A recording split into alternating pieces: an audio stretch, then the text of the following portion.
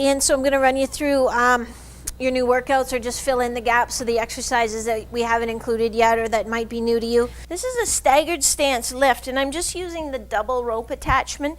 You can use straight bar attachment. It changes the exercise slightly, but I actually really like this version. So I'm standing perpendicular to the rope or to the cable. Both my knees are bent. My foot closest to the cable column is forward, and that's important because now I'm going to be using my hip on this side to stabilize, my lateral hip on this side, and then as I pull, I'm going to be using, so let me just show you. So as I pull, I'm going to be using some of my back extensors on this side, so I'm working a chain that goes right from here up this way, and that's kind of how our body's designed. So we're working on those natural patterns, or those anatomy trains, as Thomas Myers would call them.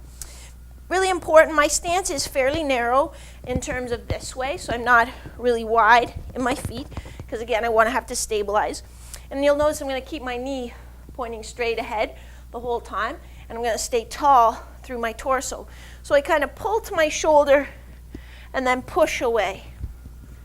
I pull to my chest or shoulder height, and then I push away.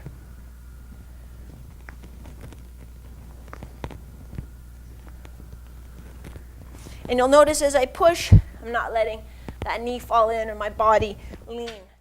First one, single leg squat to tap. So you can squat to tap like a standard weightlifting bench is fine. This is an 18-inch box. Make sure you stand about 6 inches out from the front edge of the box, so you really have to sit back with your rear end. I want your glutes to be the first thing to make contact with the bench. If it's your hamstring, then you need to move forward a little bit more. But basically, holding a dumbbell in each hand, sitting back, keeping your chest up, keeping your good neutral back position. I don't want you rounding your back as you get into the bottom. And then again, keeping that knee pointing straight ahead. It's going to want to fall in a little bit, so really use your lateral hip to get that going. Med ball rotary pass off the wall. I actually don't have a concrete block wall, so this is drywall, but make sure it's a concrete block wall. But I want to get nice speed as you bring it in and fire it out. So really link them, don't let there be a lag in between. We want to get that plyometric effect. And then think about as you're throwing the ball, so if I'm throwing the ball this way, I'm gonna load my back leg and finish and really bring my hips around, but bring my hips around with my shoulders. So it's not gonna be my hips coming around under my shoulders or my shoulders coming around over my hips. It's gonna be both together, and that's where that impulse of core stabilization comes in. Single leg stiff-legged deadlift, so holding a dumbbell in each hand, coming forward, keeping your leg in line with your torso, and when you come back up, really thinking about squeezing your glutes to pull you back into an upright position. The ab wheel, we talked about that on the phone. So you can go from your knees, and there are sort of two ways that we think of doing it. So one I talk about is being a hip driver. So here my arms are out in front, and I'm driving from my hips and pulling back up from my hips. The other one is more of an ab-driven thing, or a torso-driven. So here I'm forward, I'm in an extended hip position, and then I lead from my shoulders, and that's going to be a lot harder on my torso. So I would like you to do the second one right now. So get your body in that sort of neutral hip position, extended hips a little bit, and then reach out just from your arms. So when you come back up, make sure you're not kind of leading with your rear end at all. Med ball overhead smash. We do this onto a red mat folded up. Otherwise, this ball bounces a little too high. So you need to really check the height of the rebound and make sure it's not going to come back up and catch you right in the chops. So, and if your ball bounces that high, try piling up some mats to kind of deaden it a little bit. If that still doesn't work, then you'll just have to, come up out of the way and catch it back on the way up. But it's basically going to be here So I'm bringing it overhead. I'm using my abdominals to smash it down, kind of like your sledgehammers. Dumbbell reverse lunge, holding a dumbbell in each hand, stepping back, bending both knees, and then really driving off this leg to come up into a balanced knee drive position, keeping your good knee alignment, keeping your tall torso, driving up. So here, drive up. It's all off this leg that's pulling you up.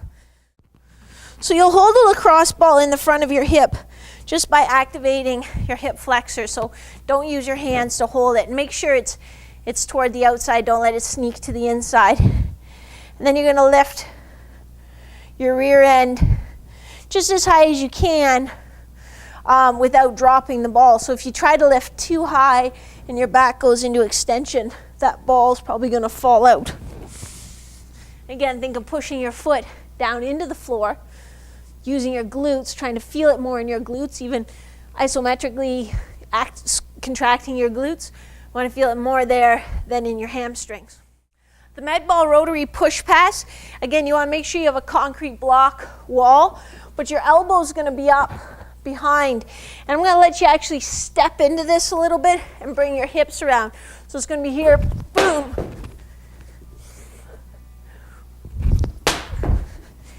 And it's okay, the ball will bounce. Don't try to grab it in the air. It's not the same as the rotary pass where you're linking them. You're really just thinking about generating as much force as you can, right off that instant. So keeping the elbow nice and high here. And then you're going to step into it, boom. And then again, you're going to snap your hips and shoulders around together. Contra dumbbell row. One arm and the opposite leg, keeping this leg stretched out behind. As you go, you'll actually feel this hip fatiguing as well because we're activating that lateral glute to help stabilize you in that position. Bear position, Superman. So this is sort of our bear crawl position. My hips are down, my back is in neutral, but from there, I'm going into my Superman.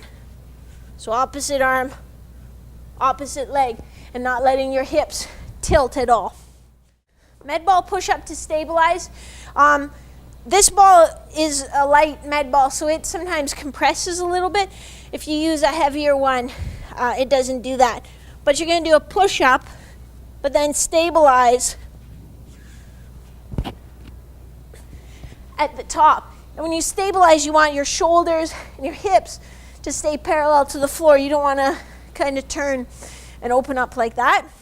So just your normal side plank with your top toe pointed down slightly and back a little bit. So don't let it get in front of you. Take your toe of your top foot, make it kind of even with the ankle bone of your bottom foot. The med ball squat, pass, and chase. So basically, if you have the room to do it in your gym, you're going to do a med ball squat and pass. So keeping my chest up, I'm going to squat and pass the ball as far as I can. I don't want to go here and pass it. I'm just going to squat down with it, boom, pass it. But then as soon as I land, I'm going to chase it down. And I want to try to catch it after the first bounce. So it's going to be a squat, pass, and then boom, you're right on it. Chase it down, grab it after the first bounce, and then jog it back. And then you'll go in to your next rep. This is just a little progression of your box hop.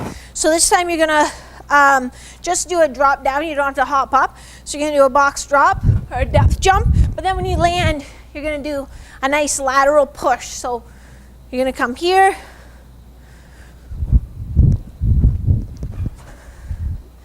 So I want you to do it both ways. So the first time, we come here, jump, drive off this leg. But then the second time, I want you to do it.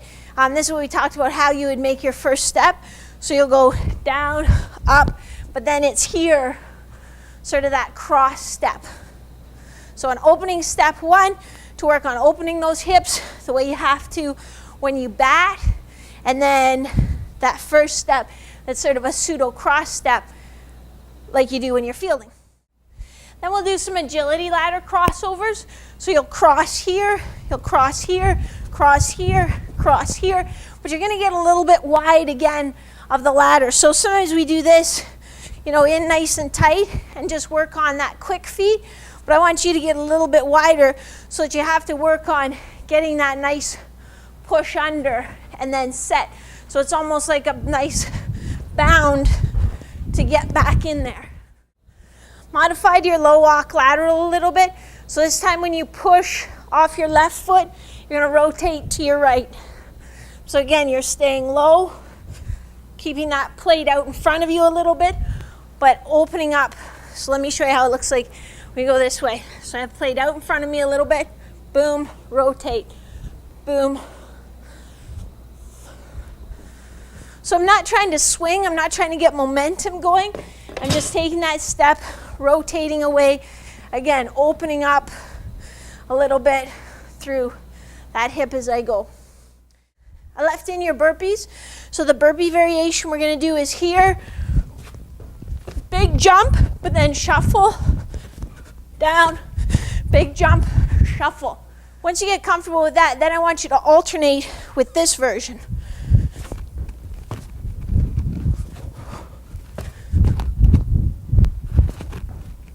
So again, it's getting that little crossover step, and then down into the next burpee.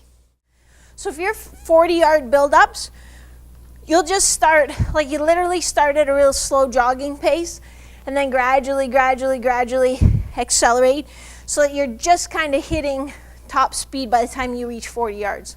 So it's very, like you, literally start at a jog, like that fast, and then build till you're up at your top pace just as you hit 40 yards. And then you just coast it down to slow down, don't slam on your brakes, and then walk it back. Half kneeling acceleration.